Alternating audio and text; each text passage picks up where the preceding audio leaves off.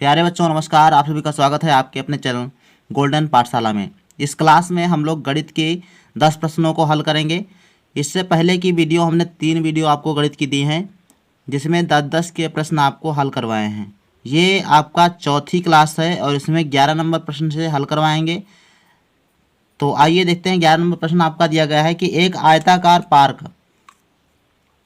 आयताकार पार्क का क्षेत्रफल 5x² प्लस 17x प्लस 6 वर्ग मीटर है। इसकी भुजा इतने मीटर है, तो दूसरी भुजा ज्ञात कीजिए। तो सबसे पहले आपको सूत्र याद होना चाहिए कि आयत का क्षेत्रफल होता क्या है।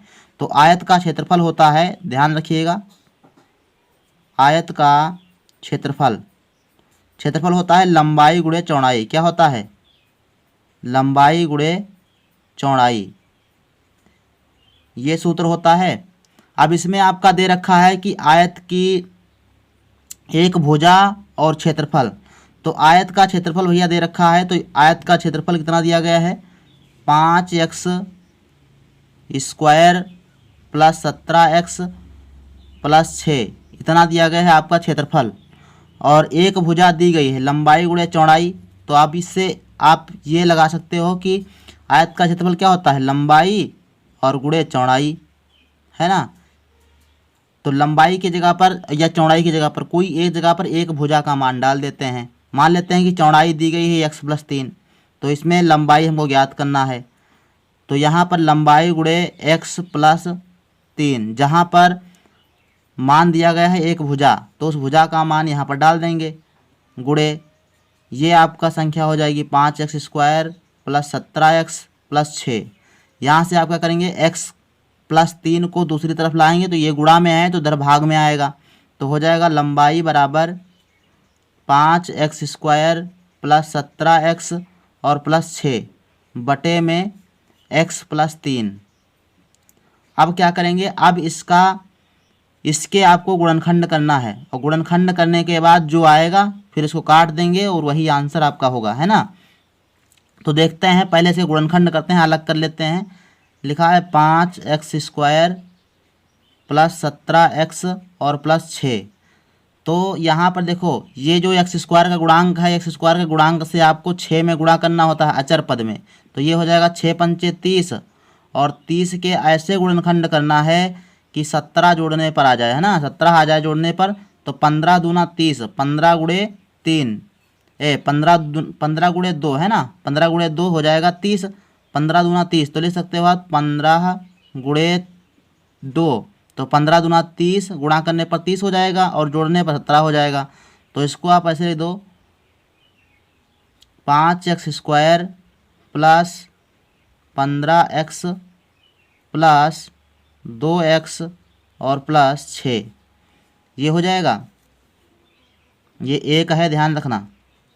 अब इसमें देखो कितना कॉमन है और इसमें देखो कितना कॉमन है। इसमें आपका मिल रहा है 5x कॉमन, तो इसमें बचेगा आपका 5x कॉमन होगा तो x बचेगा, और प्लस इसमें 5 × 15 3 बचेगा। सेम ऐसे ही प्लस 2 इसमें कॉमन है, तो ये इसमें हो जाएगा आपका x+3 इसमें बचेगा। पूरे में क्या कॉमन है? पूरे में है x+3, और ब्रैकेट में क्या बचा? 5x+2 बचा। तो इस प्रकार से गुणनखंड आपके बन गए x+3 5x+2।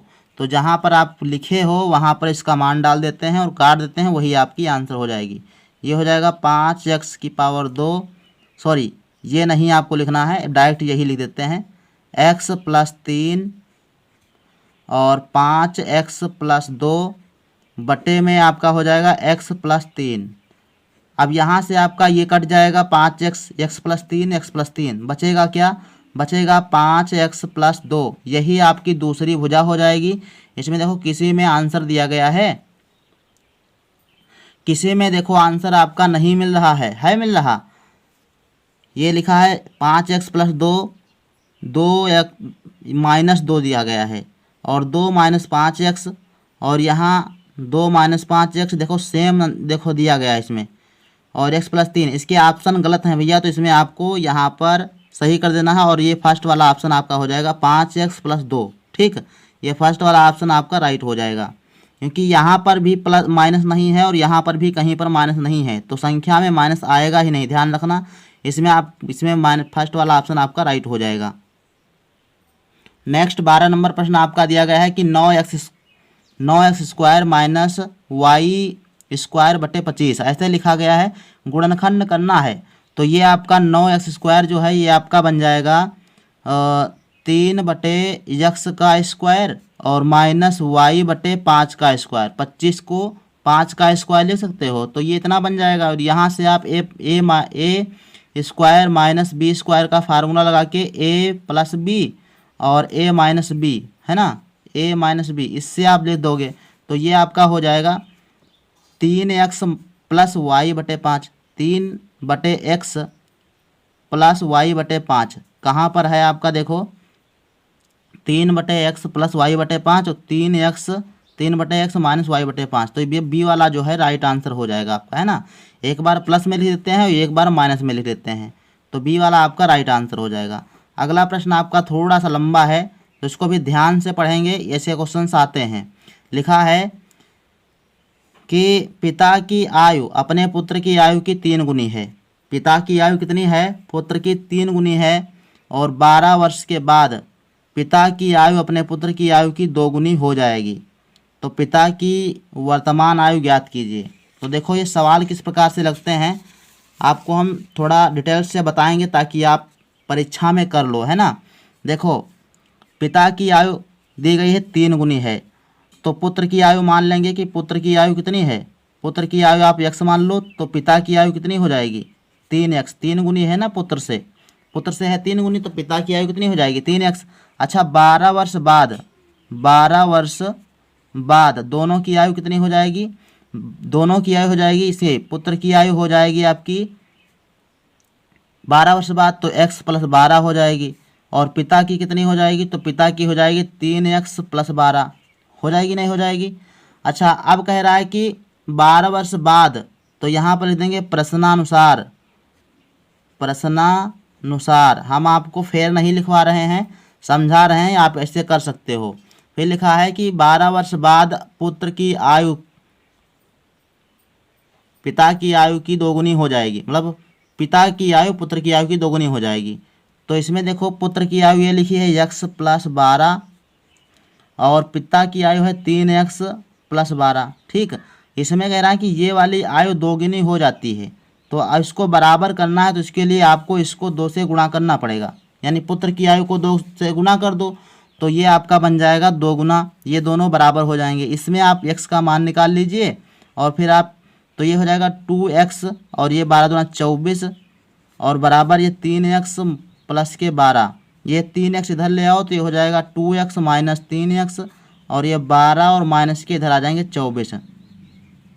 तो इस प्रकार से जब हल करोगे तो ये माइनस का x बचेगा बराबर माइनस के 12 बचेंगे, तो ये माइनस माइनस कट जाएंगे, x बराबर कितना आ जाएगा 12, यानी पुत्र की आयु आई है, पुत्र की आयु कितनी है 12 वर्ष, तो पिता की आयु कितनी हो जाएगी 3x और 3x का मान कितना हो जाएगा 3 गुणे 12, तो ये हो जाएगा 12 3 36। तो इस प्रकार से 36 वर्ष आपका आंसर होगा। तो देखते हैं कौन सा ऑप्शन आपका राइट है।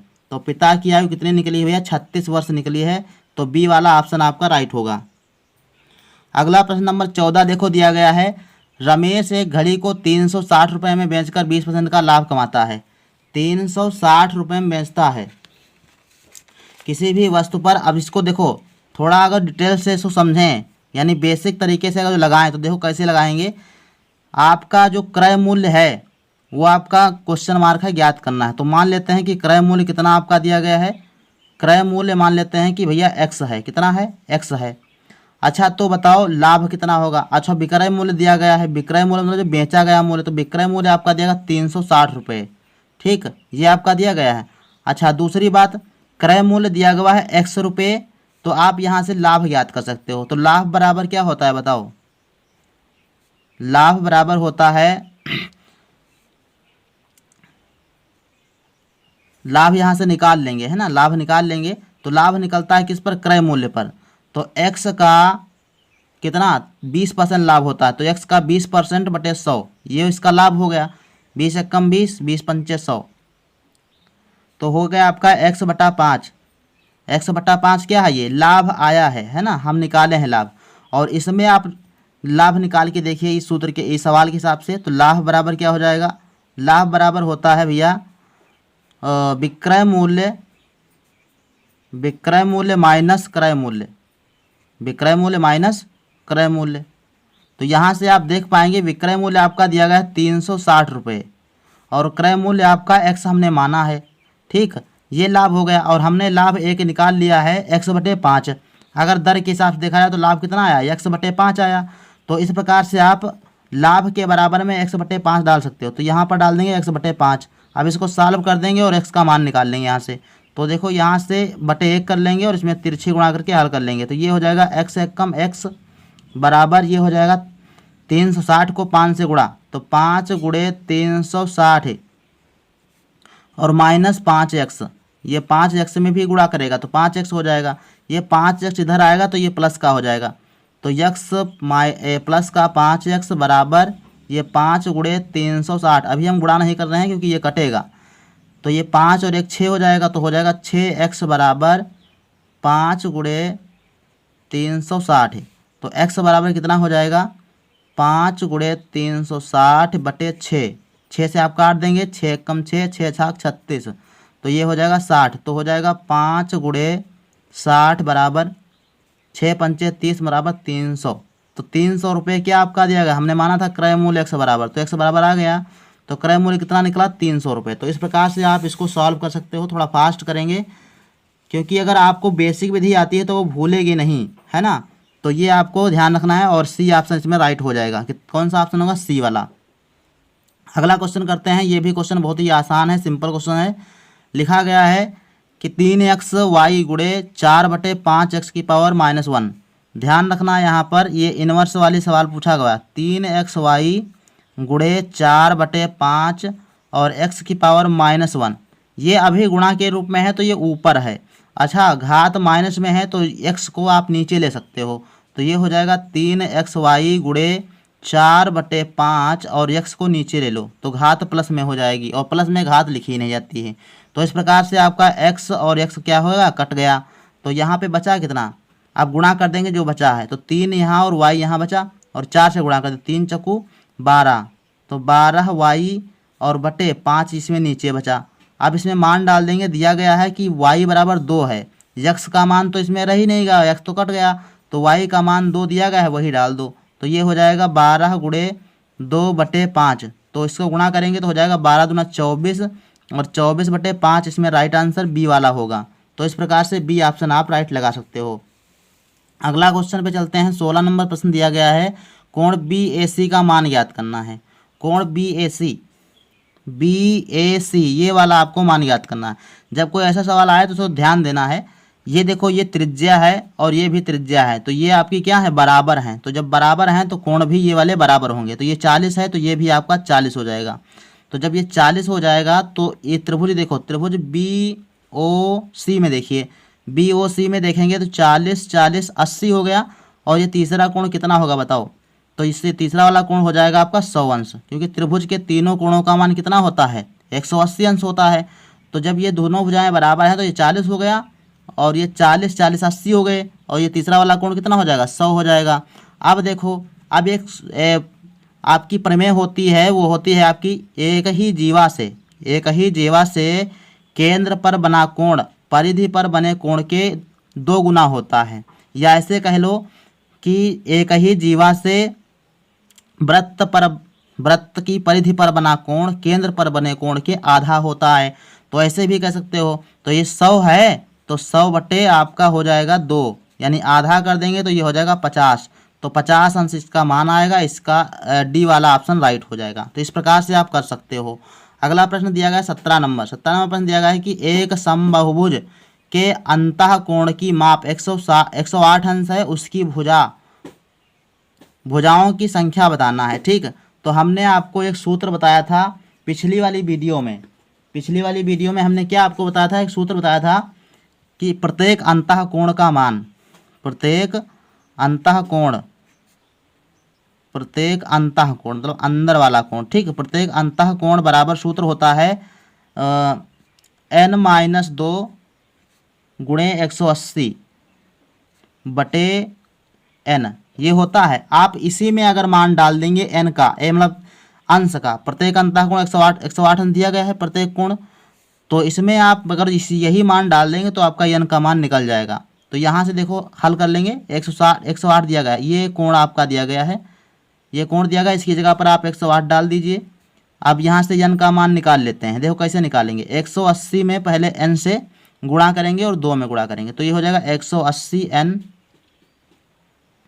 और ये आपका हो जाएगा माइनस 180 दूना 360 है, और बटे में कितना हो जाएगा, n हो जाएगा। अच्छा n इधर देखो भाग में है, इधर आएगा तो गुणा में हो जाएगा, तो इधर लाएंगे तो ये हो जाएगा 108n बराबर 180 और n माइनस 360। ठीक, इसको आप जब सॉल्व करोगे तो ये हो जाएगा 180 इधर लाओगे तो ये हो जाएगा माइनस का, तो ये हो जाएगा 108n माइनस 180n बराबर माइनस के 360। इसको जब आप सॉल्व करोगे तो ये देखो घटाने पर बचेगा 72, कितना बचेगा, 72 बचेगा, और वो माइनस का बचेगा 72n बराबर माइनस के 360 है। अब यहाँ पर इसको और थोड़ा सा सॉल्व करेंगे तो यहाँ देखो माइनस और माइनस आपका कट जाएगा, और n बराबर हो जाएगा 360 बटे 72। अच्छा 72 जब काटेंगे तो 72 पंचे आएगा 360 है, तो n बराबर कितना निकला, n बराबर निकला 5। तो ये क्या है भैया, पंचभुज है। क्या है, भुजाओं की संख्या कितनी है, 5। तो a बराबर आपका हो जाएगा 5, यानी भुजाओं की संख्या कितनी निकली, 5 निकली। नेक्स्ट सवाल नंबर 18 दिया गया है कि 100 रुपये का 10% वार्षिक ब्याज की दर से 2 वर्षों के चक्रवृद्धि और सरल ब्याजों का अंतर बताइए। चक्रवृद्धि ब्याज जानते हो, सरल ब्याज दिया गया, सरल ब्याज का मतलब साधारण ब्याज। तो चक्रवृद्धि ब्याज और साधारण ब्याज में अंतर बताना है। तो सबसे पहले इसमें देखो दिया क्या गया है, 100 रुपये मतलब मूलधन p बराबर दिया गया है 100 रुपये, r बराबर दिया गया है 10%, और समय आपका 2 वर्ष n बराबर दिया गया है 2 वर्ष। तो इस प्रकार से चक्रवृद्धि ब्याज पहले निकाल लेंगे। चक्रवृद्धि आपका हो जाएगा, होता है a बराबर p1 प्लस r बटे 100 और की घात n। इसमें मान डालेंगे तो ये का मूलधन आपका देगा 100 रुपये, और 1 प्लस r का मान कितना है 10 है बटे 100, और की पावर कितनी है 2। तो इसको जब सॉल्व करोगे तो कितना आएगा, देखो 100 ये आपका हो जाएगा, इधर ये वाला 0 इससे काट देंगे तो बचेगा 1/10, और 10 से 1 में गुणा करेंगे, 10 1 कम 10 और 1 11 बटे 10, ये 2 बार आप लिख दीजिएगा। तो 11/10 और 11/10 गुणा में ये वाला 0 आपका कट जाएगा, यहाँ से 2 0 कट जाएंगे तो बचेगा 121 बचा। तो इस प्रकार से जो चक्रवृद्धि ब्याज आया वो कितना निकला आपका, यानी ब्याज बराबर जो एक चक्रवृद्धि ब्याज है ये आपका आ गया 121 माइनस 100। तो यहाँ से आपका आ जाएगा 21 रुपये चक्रवृद्धि ब्याज है। साधारण ब्याज की बात करेंगे, साधारण ब्याज आपको ज्ञात कर लेना है। साधारण ब्याज का सूत्र होता है ब्याज बराबर, यानी साधारण ब्याज बराबर मूलधन गुणे दर गुणे समय और बटे में 100। तो मूलधन आपका दिया गया है 100 रुपये, दर है आपकी 10%, समय आपका 2 वर्ष। तो इसमें आपको 100 से गुणा कर देना है। तो ये हो जाएगा आपका 100 से ये कट जाएगा, 2 0 कट जाएंगे, ये बचेगा 10 गुणे 2, तो ये हो जाएगा 10 और गुणे में 2, तो 10 दूना कितना होगा 20। अब देखेंगे साधारण ब्याज आया है आपका 20 रुपये और चक्रवृद्धि ब्याज आया है 21 रुपये। तो अंतर कितना हुआ, अंतर का मतलब है 21 से आप 20 घटा दीजिए तो ये अंतर हो जाएगा, है ना। तो यहाँ से आप लिख पाएंगे अंतर होगा 21 माइनस 20 बराबर 1 रुपया। 1 रुपये का अंतर आया तो इसमें राइट आंसर कौन सा होगा, तो 18 नंबर में राइट आंसर आपका हो जाएगा 1 रुपया, यानी बी वाला ऑप्शन सही है। नेक्स्ट चलते हैं, क्वेश्चन नंबर 19 दिया गया है 6 छात्रों की ऊंचाई के आंकड़े निम्नवत हैं। देखो 148 दिया गया है, 151, 153, 145 और 43, 152। तो इनकी मध्यिका ज्ञात कीजिए। तो सबसे पहले इनको मध्यिका ज्ञात करने के लिए सबसे पहले आरोही क्रम में आंकड़ों को लिखना होता है। तो सबसे आरोही क्रम में सबसे पहले लिखेंगे, तो देख लेते हैं। लिखा है 148 और 151, सबसे छोटा कौन सा है, सबसे छोटा है इसमें भैया 143 है सबसे छोटा, तो लिख देंगे 143 सबसे छोटा। फिर आपका दिया गया है 143 के बाद 145 दिया गया है, 145 लिख देंगे। और 45 के बाद आपका हो जाएगा 148 हो जाएगा, 148 हो जाएगा। 148 के बाद 151 भी दिया गया है, 151 के बाद 152 भी दिया गया है, 152 के बाद 153 भी दिया गया है। तो ये हो गया कुल मिला के 6 छात्र, है ना। दिन गिन लेंगे 1 2 3 4 5 6 छात्र हैं। तो इसकी मध्यिका ज्ञात करना है। तो होता है जब संख्याएं सम संख्या में हों, मतलब जब जिसमें देखेंगे 1 2 3 4 5 6 छात्र हैं, अर्थात छात्रों की संख्या कितनी है, सम संख्या है। तो सूत्र होता है n+1/2वां पद प्लस n+2/2वां पद, ठीक, और उसका बटे 2 होता है। तो इसका मतलब कहने तात्पर्य यह है कि मध्यिका ज्ञात करना है तो 2 इधर छोड़ दीजिए और 2 इधर छोड़ दीजिए, बीच में आपके 2 पद बच जाएंगे। तो इन्हों को जोड़ करके 2 से भाग कर देना, यही आपका राइट आंसर हो जाएगा। तो 145 और प्लस 151 कर देंगे, बटे में 2 लिख देंगे और इसको जब सॉल्व करेंगे तो यही आपका आंसर हो जाएगा। तो ये हो जाएगा 145 और 151 जोड़ेंगे तो ये हो जाएगा, देखो 5 और 1 6 और 5 4 9 और ये आपका हो जाएगा 2, 296/2।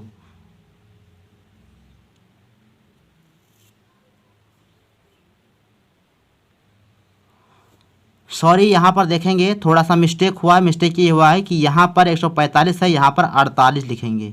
145 के बाद 148 आया है, तो ये थोड़ा सा गलती हुई है, सब लोग सुधार करिएगा।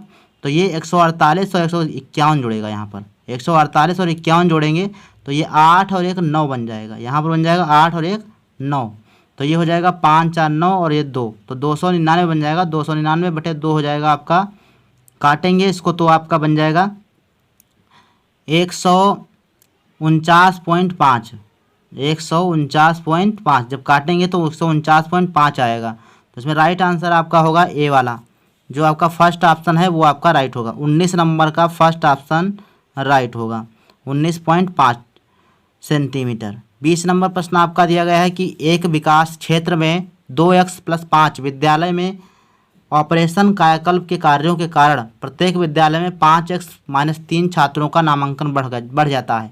तो पूरे विकास क्षेत्र में कुल छात्र बढ़ जाते हैं कितने, ये बताना है। कहता है कि विद्यालय कितने हैं, इतने विद्यालय हैं और प्रत्येक विद्यालय में इतने छात्रों का नामांकन बढ़ता है। तो पूरे क्षेत्र में कितना जो है बढ़ेगा। तो इसके लिए आपको जो है गुणा करना होगा, इनका दोनों का गुणा कर देंगे तो ये हो जाएगा। देखो गुणा करके दिखाते हैं आपको कैसे गुणा करोगे। ये है आपका 2x+5 और इसमें आपको गुणा करना है 5x-3 से। इसका जो गुणा करने पर आएगा वही आपका आंसर होगा। देखते हैं, पहले देखो 2x के पहले 5 का गुणा करेंगे तो ये हो जाएगा 2, पहले अंकों का गुणा, 2 से 5 में गुणा 2 पंचे 10 x², ठीक, x का गुणा x² हो जाएगा। यहाँ पर 1 घात, यहाँ पर 2, तो घात जुड़ जाएंगे तो x⁴ 2 हो जाएगा। फिर आपको इस 2x से गुणा करना है 3 में, तो सबसे पहले अंक में जो चिन्हों का गुणा करेंगे तो माइनस है 3 के आगे 3 के आगे माइनस है और 2 के आगे प्लस, तो माइनस और प्लस क्या हो जाएगा, माइनस हो जाएगा। और 3 दूनी 6 और इंटू x हो जाएगा, 3 दूनी 6, इसमें तो x है नहीं, 3 दूनी 6 हो जाएगा, 6x हो जाएगा। और यहाँ पर अब ये वाला काम खत्म हुआ, अब 5 से इसमें गुणा करेंगे, 5 से 5 में तो 5×5 ये प्लस के, इसमें प्लस है इसमें भी प्लस है तो प्लस आ जाएगा 5×25x। और ये 5 से आपको 3 में गुणा करना, तो 5 × 15 माइनस के। अब देखो इसमें जो बीच में जुड़ने वाला है घटने वाला तो इसको हल कर लेंगे, जब सॉल्व करेंगे तो आ जाएगा 10x² और 6x और 25x। 25x आपके प्लस के हैं और 6x माइनस के हैं, तो 25 से 6 घटाओ कितना बचेगा, तो बचेगा भैया माइनस का प्लस का 19, क्योंकि 19 बड़ी संख्या है तो बड़ा वाला निशान रहेगा, चिन्ह रहेगा। तो ये आपका प्लस का 19 x माइनस के 15, तो ये ऑप्शन जहाँ कहीं पर है वो आपका राइट होगा।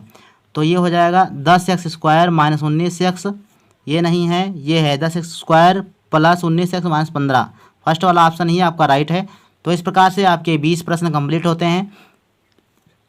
वीडियो अगर अच्छा लगा हो तो कृपया लाइक कर दें और साथ ही वीडियो सभी लोगों तक शेयर कर दें ताकि सभी बच्चे अच्छे से अध्ययन कर सकें। इस पेपर की हमने PDF आपको ऑलरेडी ही उपलब्ध करा दी है टेलीग्राम चैनल पर, तो वहाँ पर जाकर जो है PDF डाउनलोड कर सकते हैं। तो मिलते हैं नेक्स्ट वीडियो में, तब तक के लिए धन्यवाद।